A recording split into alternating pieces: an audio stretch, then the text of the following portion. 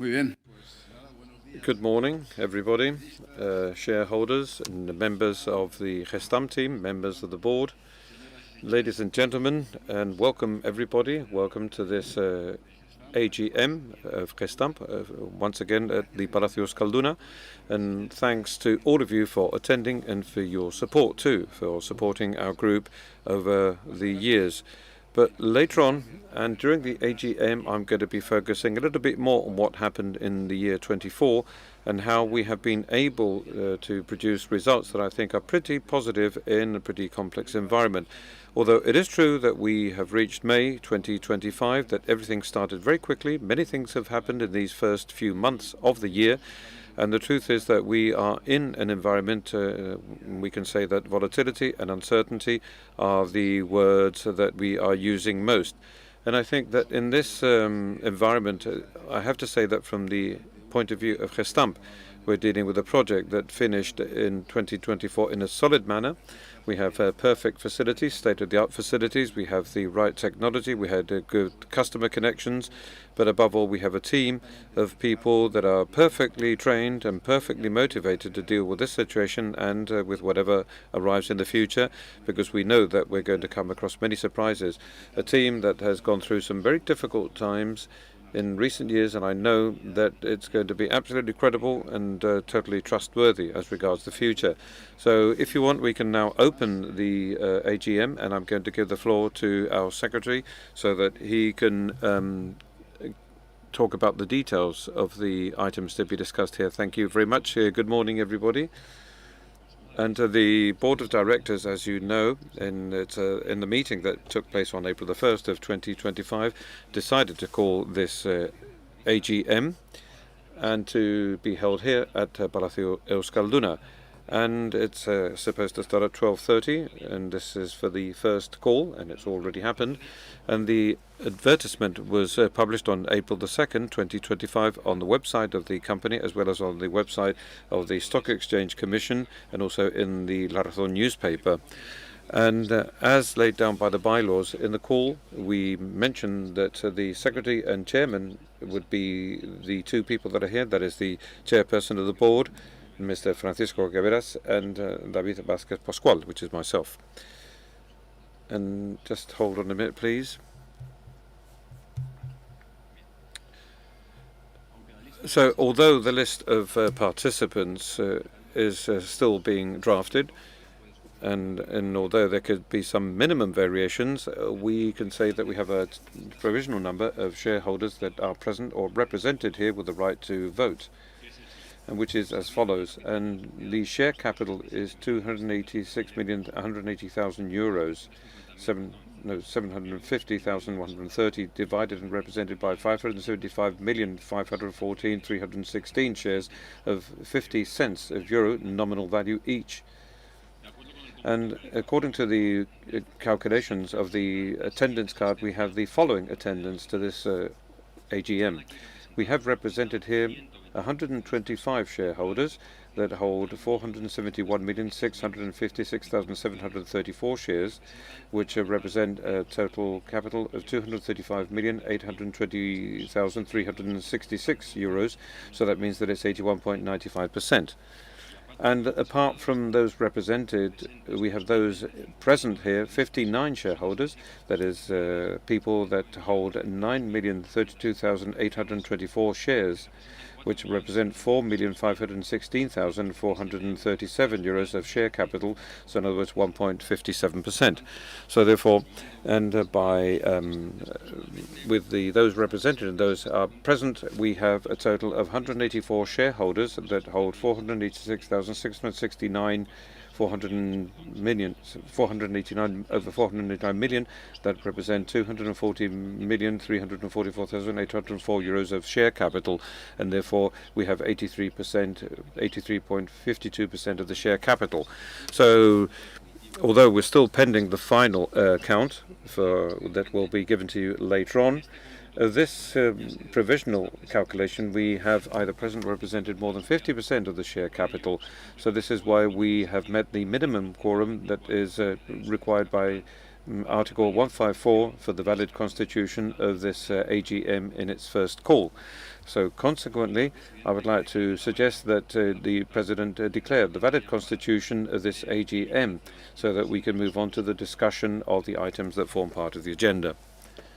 Thank you very much. Thank you. So, having met all the requirements that are established by the law and by the bylaws, I declare that this AGM is validly constituted. And now I would like the Secretary to point out the agenda for today. Well, thank you very much, Paco. Well, as mentioned previously, and which you can see in the guidelines that have been given to you upon entering, and you can also see this in the presentation that's up on the screen. And this call for the AGM covers the following items on its agenda. The first one is the examination and approval of the annual accounts and the management report of Gestamp Automoción, both individual as well as its consolidated group that have to do with the fiscal year 2024. And the second point is the examination and approval, if pertinent, of the consolidated non-financial information statement and the sustainability report pertaining to 2024. Point number 3 has to do with the examination and approval, if pertinent, of the application of results from 2024. And point number 4 is the proposal for the distribution of a dividend to be charged to unrestricted reserves. And if we move on to point number 5, it's about the appointment of the members, the board members. And well, we have 10 subpoints. Firstly, we have the appointment of Mrs. Patricia Riveras López as a member of the board, who is an executive director. And secondly, we have the re-election of Mr. Francisco José Riveras Mera as an executive director. And then we have Mr. Juan María Riveras Mera as a proprietary director. And fourthly, we have the re-election of Madame Chisato Eki as a proprietary director. And fifth, the re-election of Mr. Alberto Rodríguez Faria Díaz as an independent director. Sixth, the re-election of Mr. Javier Rodríguez Peilitero as an independent director. And 7, we have Mr. Pedro Sainz de Baranda as an independent director. And 8, the re-election of Mrs. Ana Garea Fau as an independent director. 9, the re-election of César Cernuda Rego as an independent director. And finally, we have the re-election of Mrs. Loreto Ordóñez Solís as an independent director.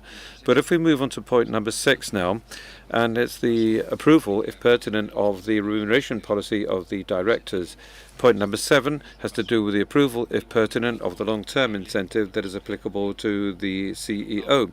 And 8 has to do with the approval on a consultative basis of the annual report on remunerations of the board members corresponding to 2024. And point number 9 has to do with the approval of the progress made in the ESG strategic plan for 2025 in the group.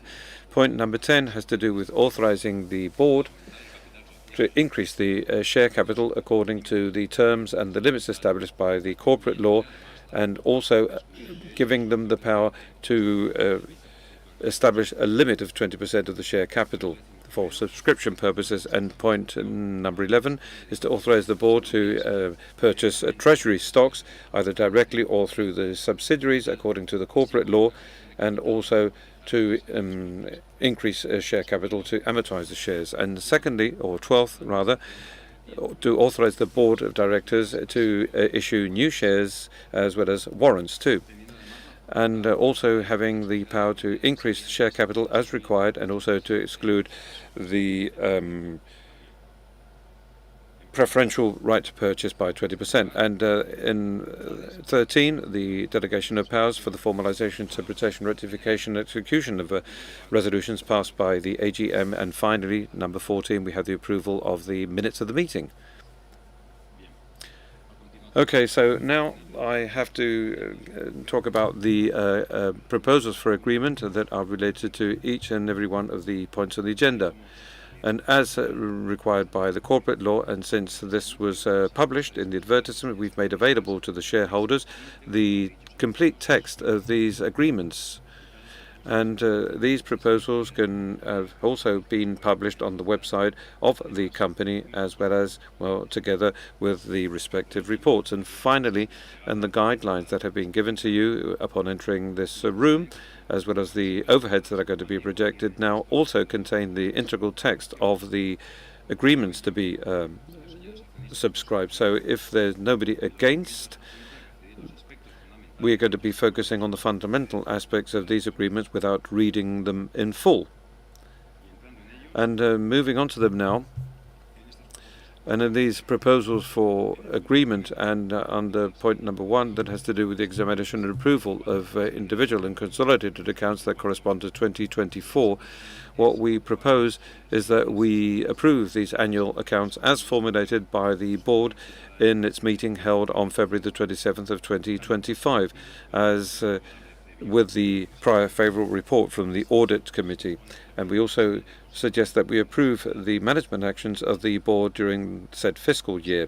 And agreement number 2 is the examination and approval of the non-financial information on sustainability of the year 2024.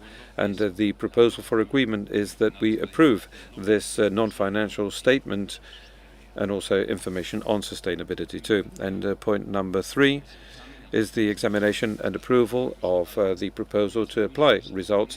And here we suggest that we approve this application, this individual results of 2024, as was formulated by the Board of Directors during the meeting held on February the 27th of 2025.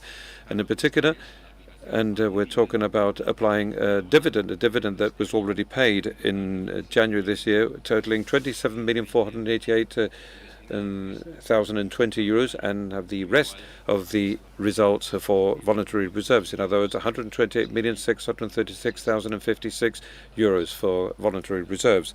And agreement number 4 is the proposal for the distribution of a complementary dividend to be charged to unrestricted reserves, and this is done according to the dividends policy of the Gestamp Group, and as you know, it's supposed to distribute 30% of the consolidated results.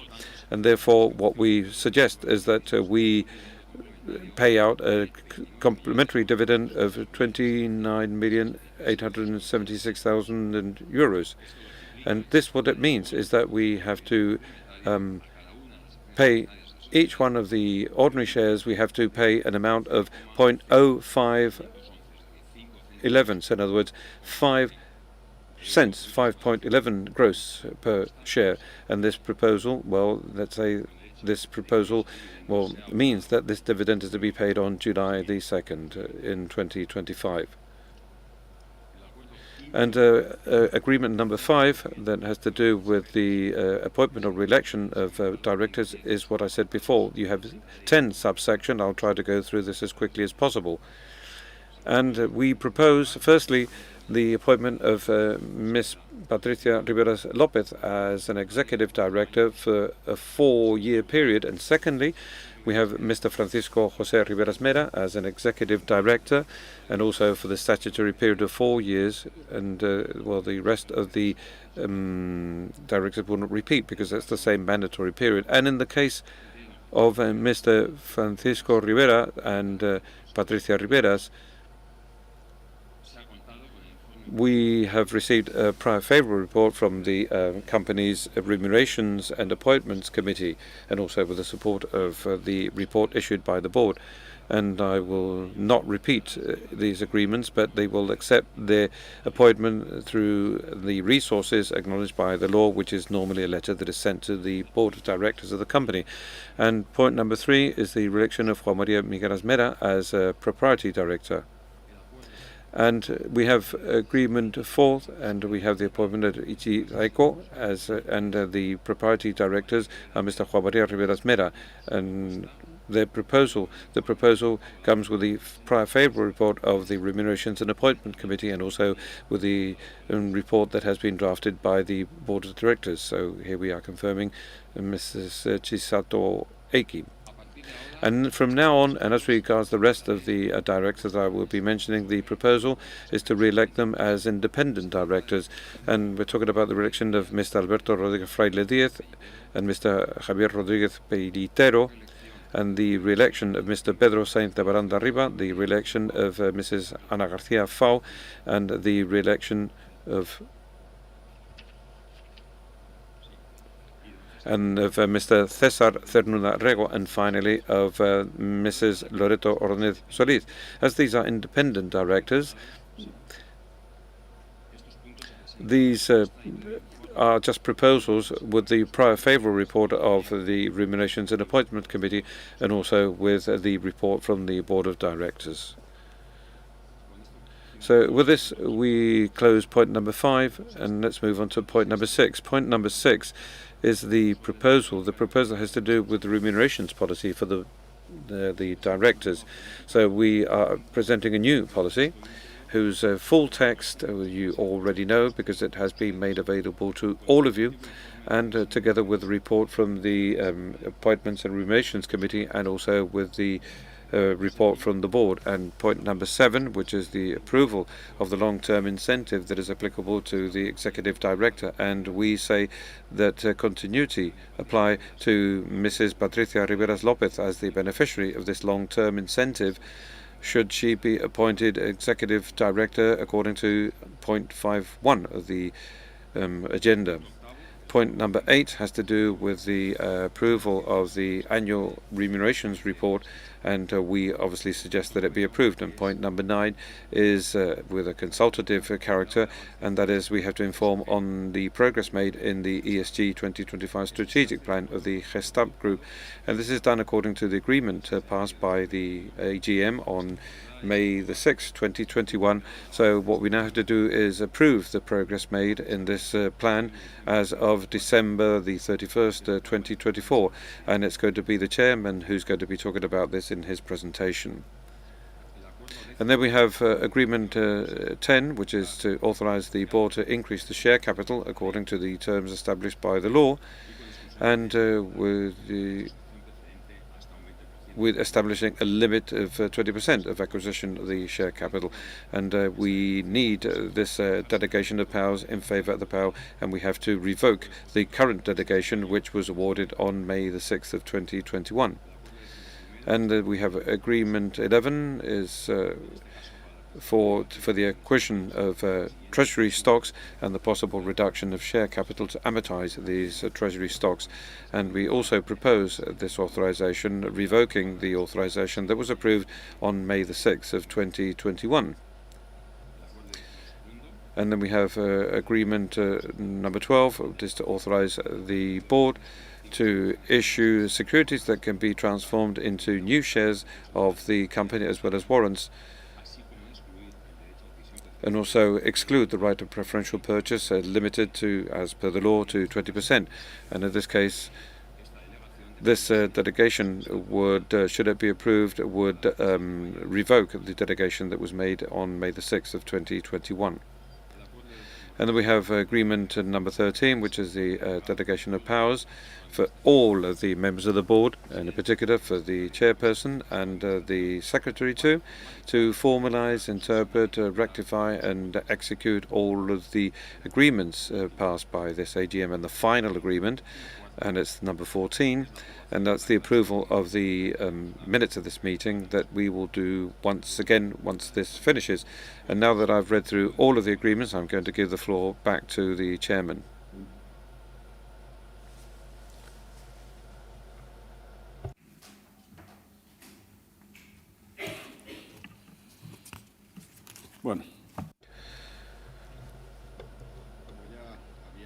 Well, okay, as I already mentioned before, I'm going to go very briefly through this presentation. I'm going to describe what 2024 has been like.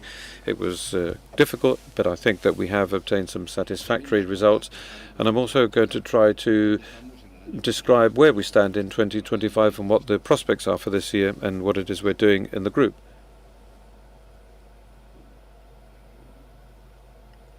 But anyway, I'm going to try to speed up. And last year, and from the point of view of the macroeconomic environment, we've had a year of pretty reasonable economic growth, about 3.2, 3.3%, which is in line with what we had in 2023. And this inflationary process that came along after COVID was being reduced, so that meant that raw materials were reducing in price, and so was oil.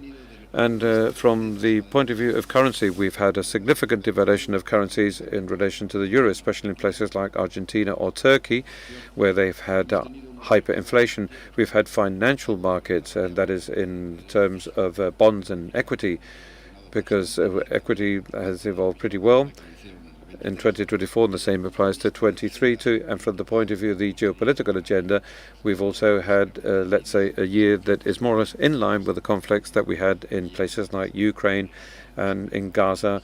We've maintained more or less the same problematic levels, and from a geopolitical perspective, there has been lots of tension. But if we look at this from the point of view of the production of vehicles, the market last year went down again after the recovery we had in the year 2023. And in 2024, in terms of the production of light vehicles, we've gone down to 89.5 million. There's been a decline of 1.1%. And here we have the levels that we already had in the year 2019 prior to the pandemic. But if we were to look into the different geographic areas, what we can see once again is a similar trend compared to previous years, where we can see that the volumes in China are still growing, and in China the production of light vehicles has grown this year compared to the previous year by 1.1 million vehicles. And we can see that it's still going down is those environments that affect us a lot, which is Western Europe.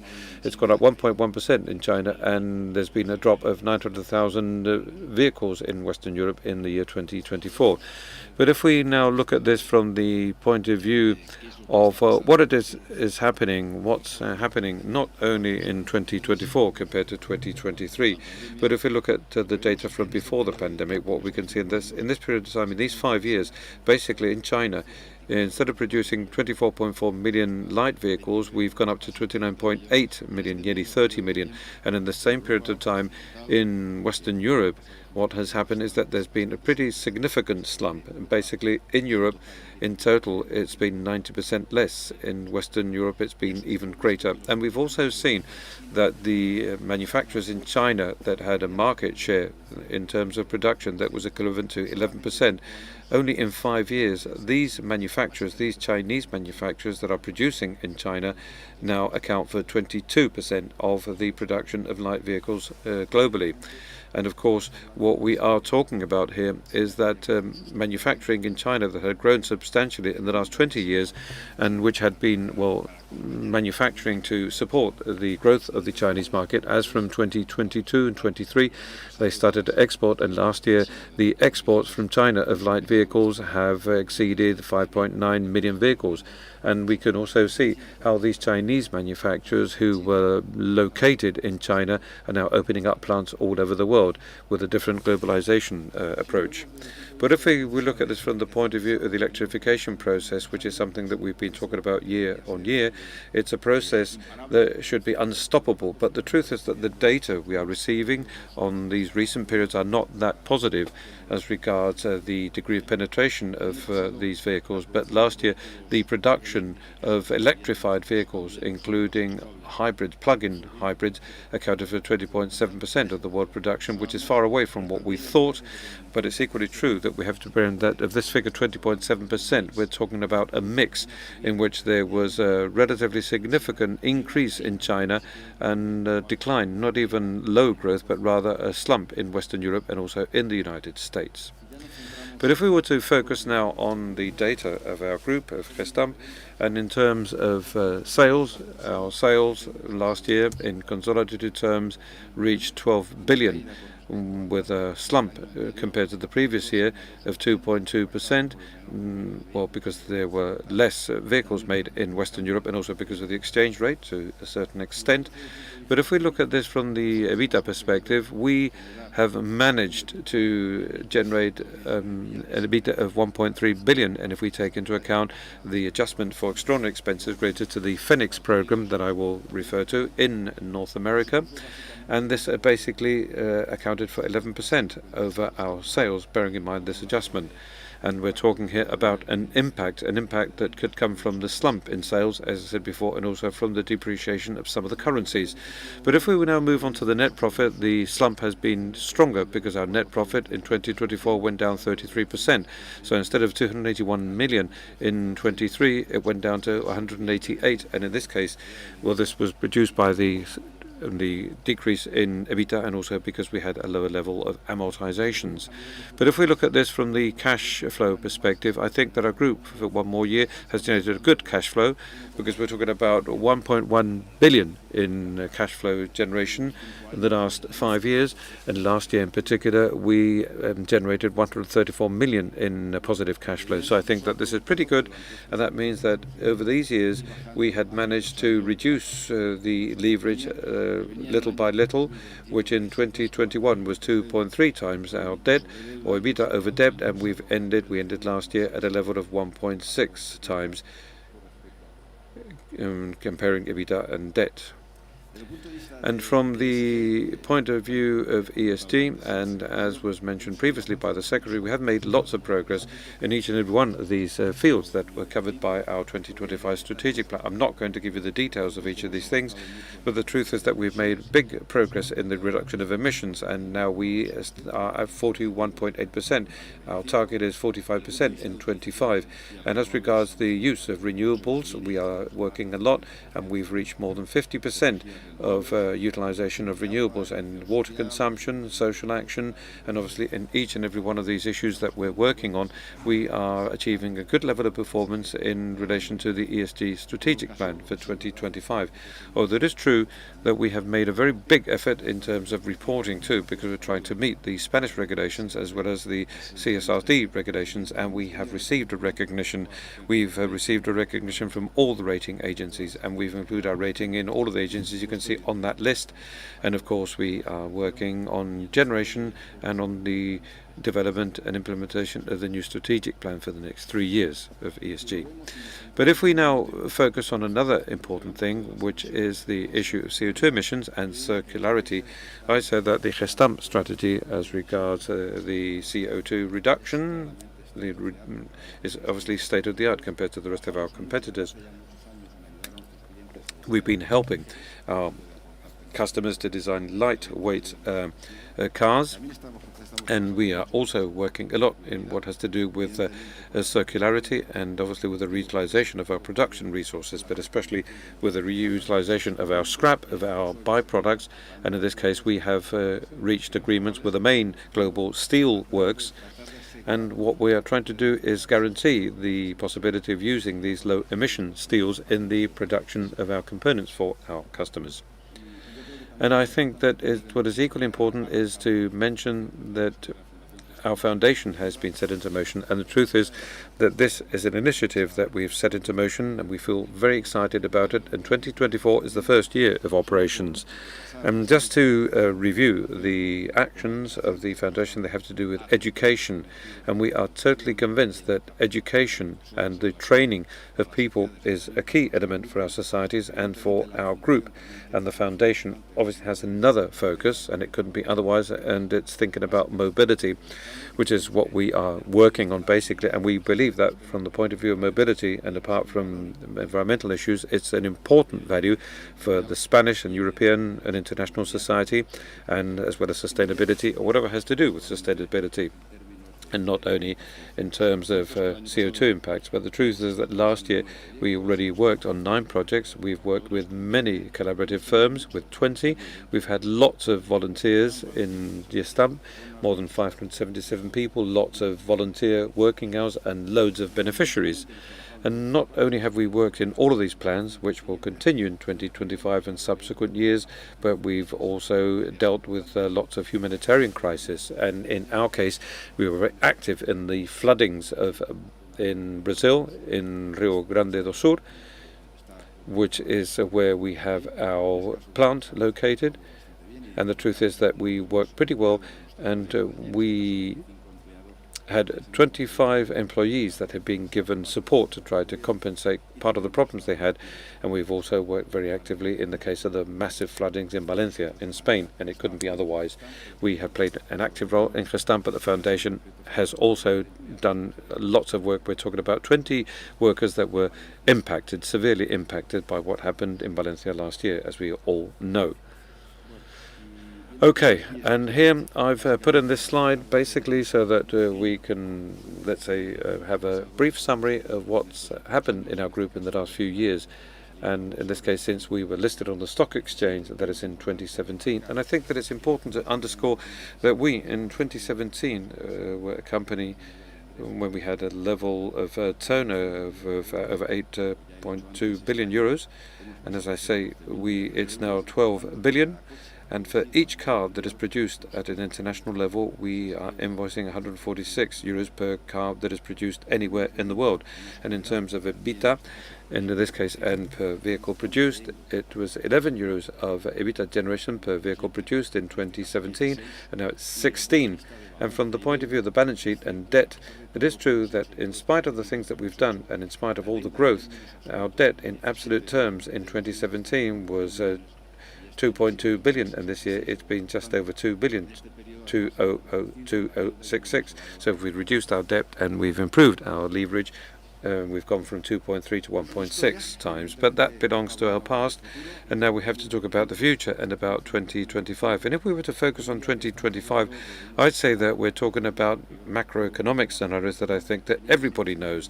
We had a macroeconomic scenario when we kicked off this year, and now we have a vision that is somewhat different after the many things that are happening and after the many announcements that we're seeing at a global level. The truth is that we expected growth of GDP in line with the previous year.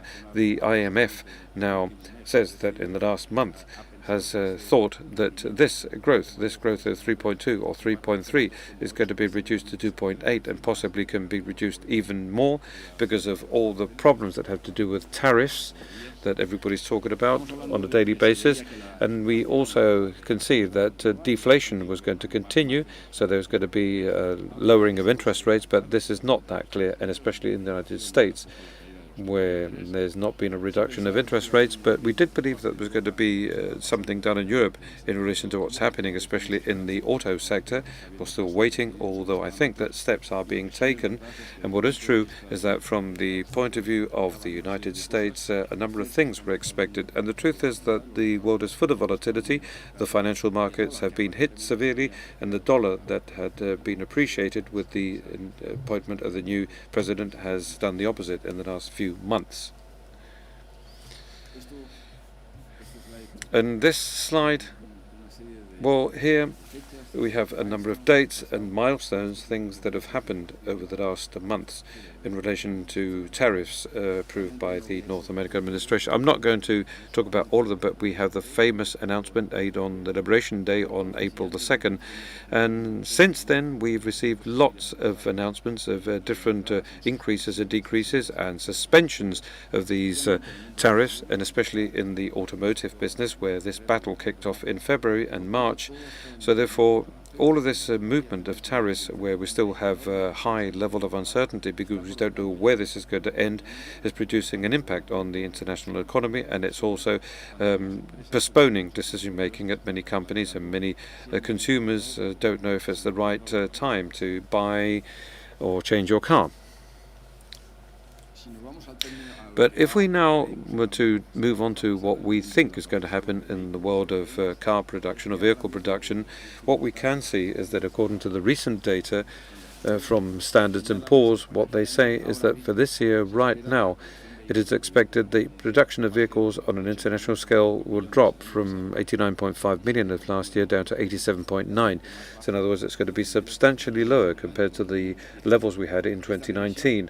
And this revision is from last month. So basically now the news we have right now is pretty misleading or pretty confusing. But if we look at this from a geographic perspective, this is not as evident as it was last year, but we can still see that China would still grow its production, and the fundamental drop would take place in Europe.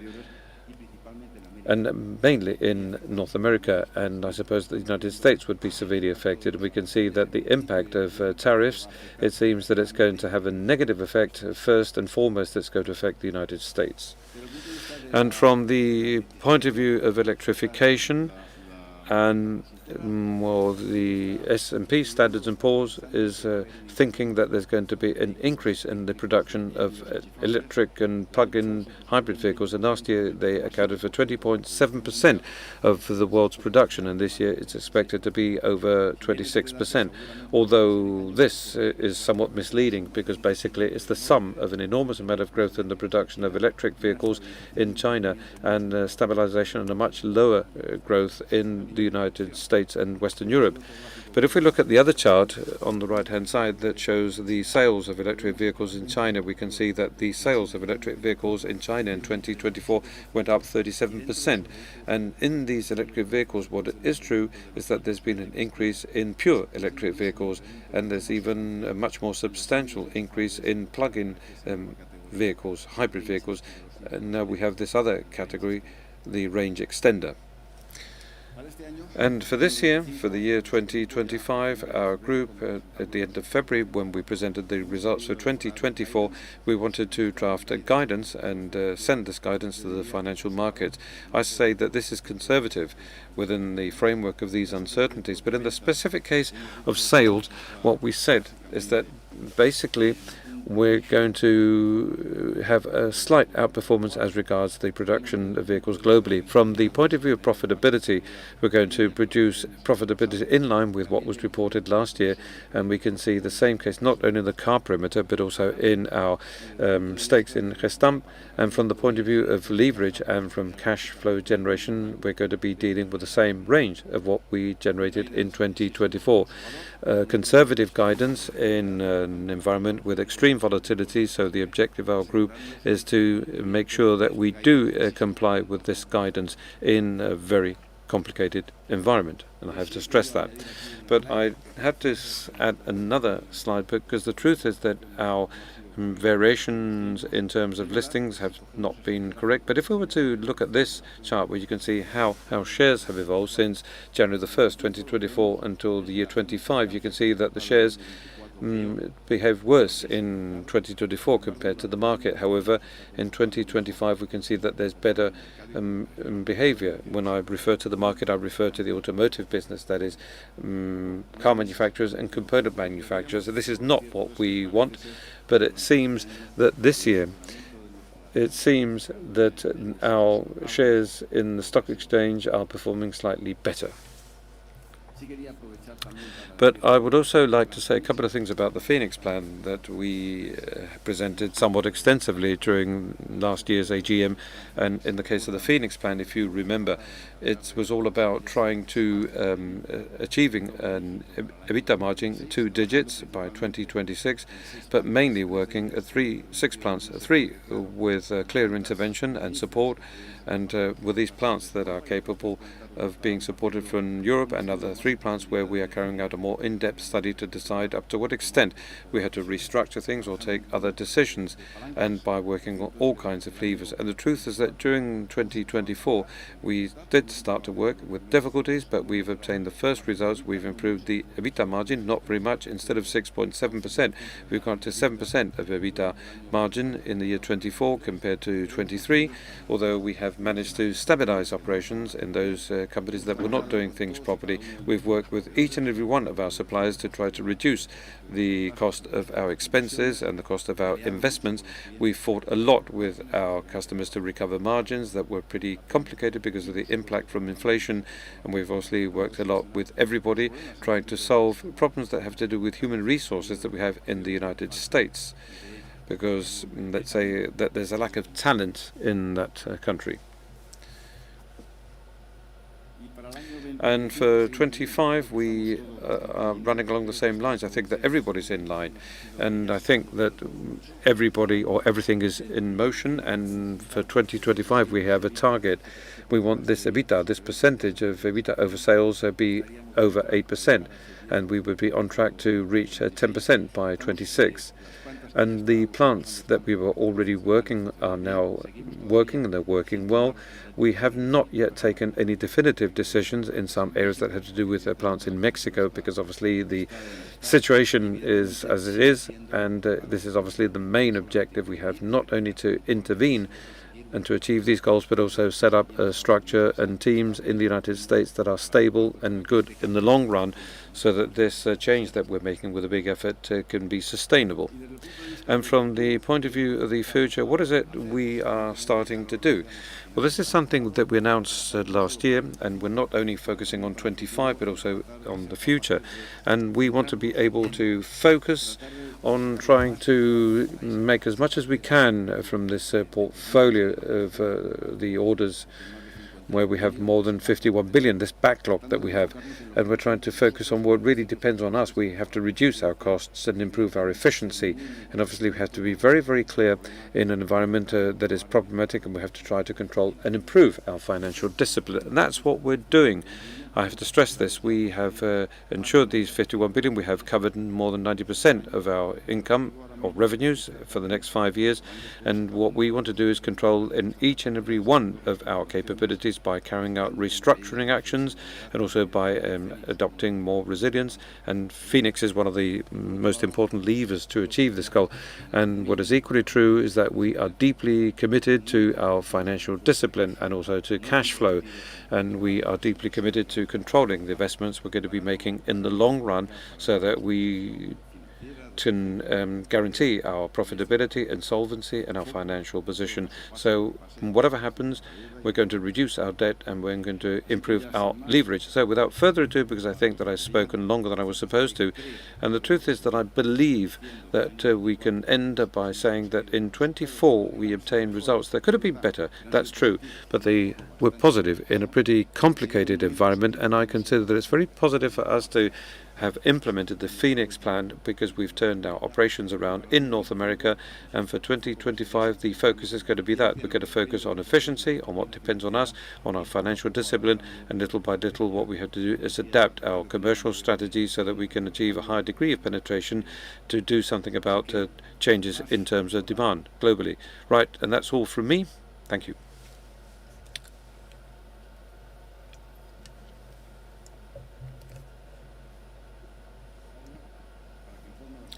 Well, now, Mr. Secretary, we're going to move on to those issues that have to do with what is established by the law. Yes, thank you very much, Paco. Thank you. Well, as per the corporate law and as per the corporate governance rules, I would like to inform you on the following issues. Firstly, we'll have the three main annual reports. We have the annual remunerations report for the members of the board corresponding to 2024. That is to be put to the vote on a consultative basis. And secondly, the board has also formulated the annual report on corporate governance for the year 2024. And in this report, it's mentioned how the company meets the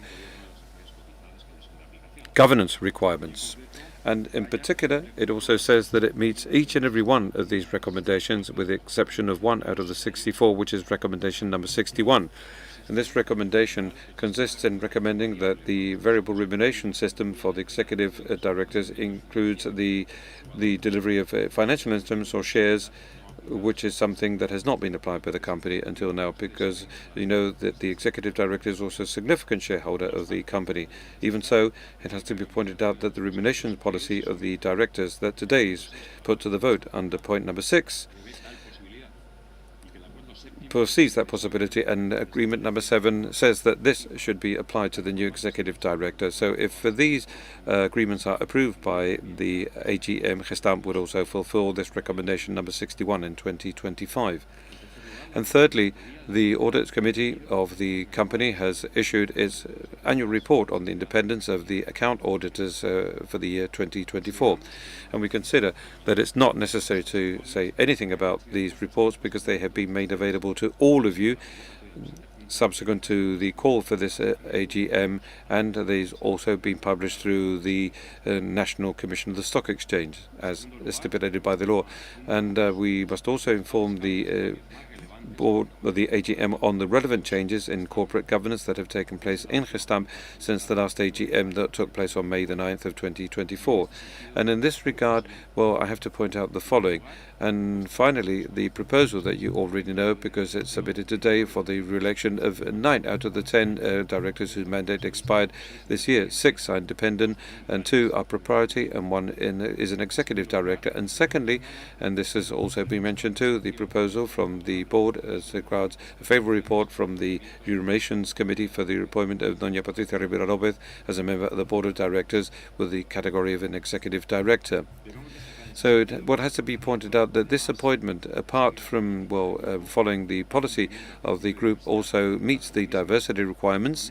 And with this appointment, the company will meet Article 549 of the corporate law, because the number of board members, number of female board members, represent 41.6% of the members of the board. Likewise, and we should also point out that the Board of Directors has also launched a proposal through the Remunerations Committee on a new remunerations policy that is also going to be put to the approval and vote of the AGM under point number 6 of the agenda. And finally, under this heading, we have to underscore that as regards changes in corporate governance, we have to say that the board has approved 2 relevant policies. One of the policies has to do with conflicts of interest, and another one has to do with a general policy on AI applicable to the entire Gestamp group. Finally, and as regards information on corporate governance, and in this case, in my capacity as Secretary of the Audit Committee, and following the instructions given by the chairperson of this committee, I informed the AGM that the audit report that has been drafted by the account auditor of 2024, and which has also been made available to the shareholders, does not contain any exceptions or anything worth of note. So therefore, the report says that the individual and consolidated accounts express in all their significant aspects the true image of our equity and of the financial situation of the company and its consolidated group as of December the 31st, 2024. And likewise, and under this heading, we also have to inform the shareholders that the Audit Committee has supervised the drafting and presentation process of the financial information, and that the annual accounts that are presented here for approval by the AGM have been formulated by the board after receiving a favourable report from the Audit Committee. Having said that, and now that I've informed you on all the corporate governance issues, I'm going to give the floor back to our chairman. Well, and before we move on to the Q&A session for the shareholders that want to speak up, I would now like to ask the Secretary to give us the definitive quorum of shareholders and capital present at this AGM. Thank you very much. Yes. And the final figure, after having counted all the attendance cards, vote by vote, and after having seen those that have been delivered here, is as follows. Either attending or represented here, we have a total of 130 shareholders, hold of 471,662,364 shares, which represent a share capital of 253,831,342 euros. In other words, we're talking about 81.95% of the share capital.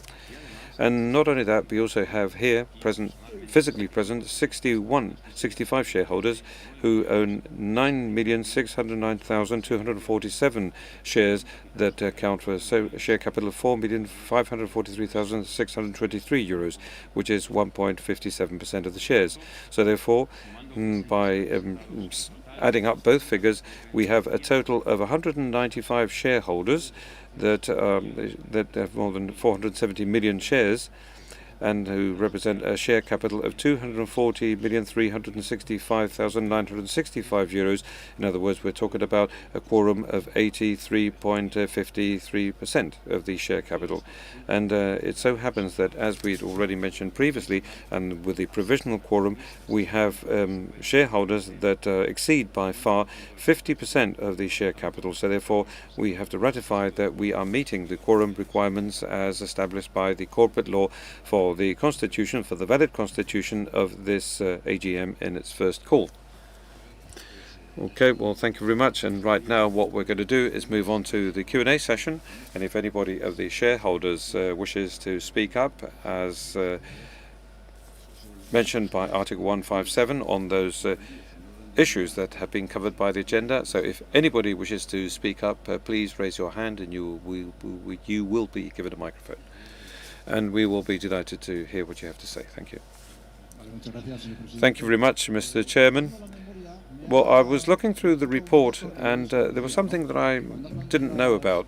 And when you talk about raw materials that are used in this company, it's practically 98% of them are metal, that is steel and aluminium. And there's practically no plastic. And I'm surprised to see that nowadays that cars are made up of plastic. They have a lot of plastic. And it seems that the company is not focusing on plastics and it's doing what it knows how to do. But why is it that plastic is not mentioned in our production figures? Well, yes, and you're completely right. That's true. Well, we always try to be leaders in our manufacturing technologies, those that we were much more familiar with, and which have to do with the processing of metals, mainly steel, but also aluminium. But that doesn't mean that we have not been working in other environments, not only in plastics or thermoplastics, but also in the area of fiber. And we've been doing that, and we're still doing that right now. But the truth is that most of the things that we do is not related to plastics. And it is true that when we talk about body parts, it's very difficult to deal with plastics. Some of the components that have to do with plastics, or we do buy them because we do not have expertise, so we buy them. And as regards fiber, we've been working for a long time on this. We do some things, and here we have a line in the laboratory. We are carrying out a joint venture with an overseas company that is very big, very powerful. But until now, let's say that plastics and composites is relatively low. So it is true, yes, we focus on what we know how to do properly, and we know how to work with high resistance steels, cold and hot stamping and aluminium, but not plastics. You're right. Any further questions from anybody else in the room? Okay, well, thank you very much, because everything seems to be crystal clear. Thank you very much.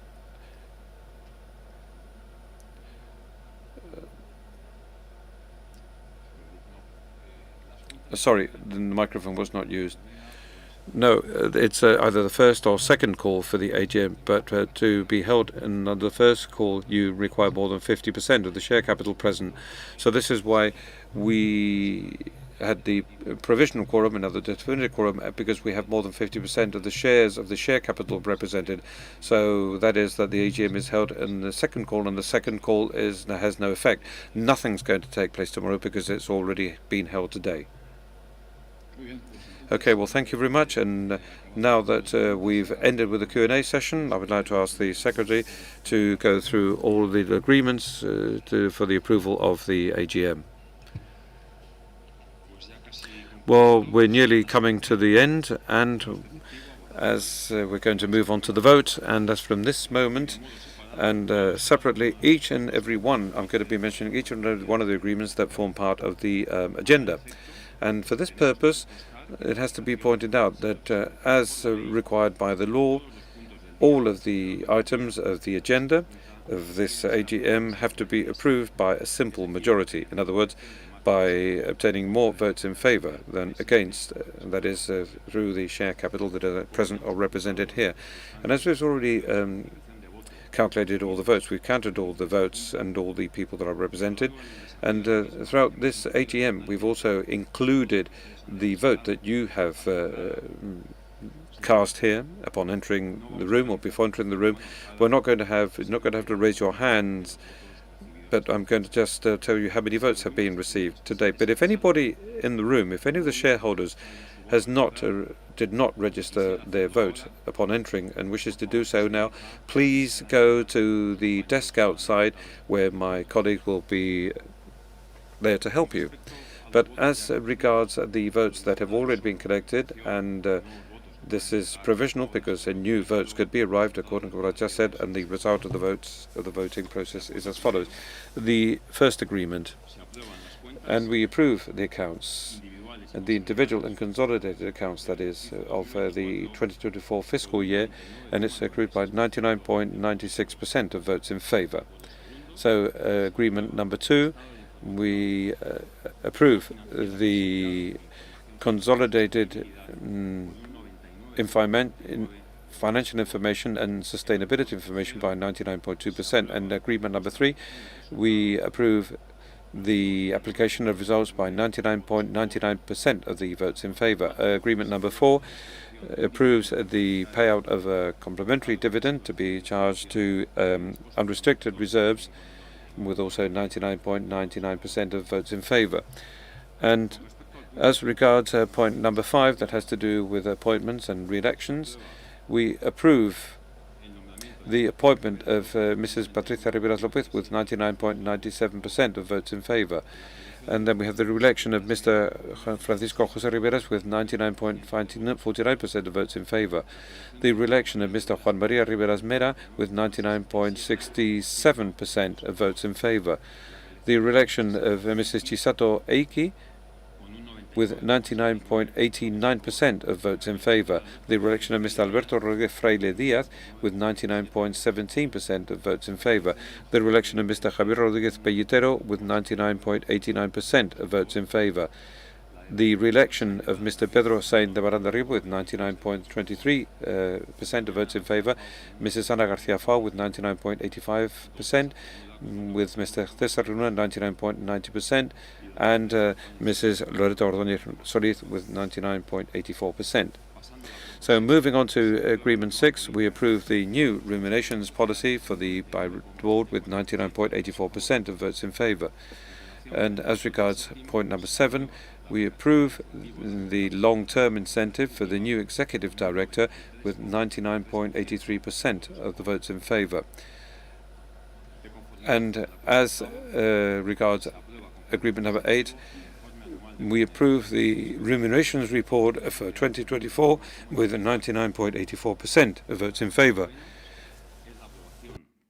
And then agreement number 9 is the approval of the strategic plan, the ESG strategic plan 23 to 25 of the Gestamp group that our chairman just spoke about, and is approved by 97.16% of the votes in favor. As regards the 3 delegations, Article or Agreement 10 is approved by 99.74% of the votes in favor, and 11 that refers to the acquisition of treasury stocks, 99.95%, and then we have agreement number 12 that has regards issuing convertible securities and warrants so we can increase the share capital and exclude the preferential right to purchase to 20%, is approved by 95.78% of the votes. As regards agreement number 13, and the delegation of powers has been approved in favour of all of the directors, and in particular in favour of the secretary and the director by 99.99% of the votes in favour. And then finally, and just to finish the voting process, we are moving on to point number 14 of the agenda, and that is the approval of the minutes of the meeting. And the minutes have been formulated during the meeting itself, and I would also like to suggest that, unless you want otherwise, that you be considered to be fully read and approved. And if that is so, and according to the votes that have been counted, we would also approve the minutes, in this case with 99.90% of the votes in favour.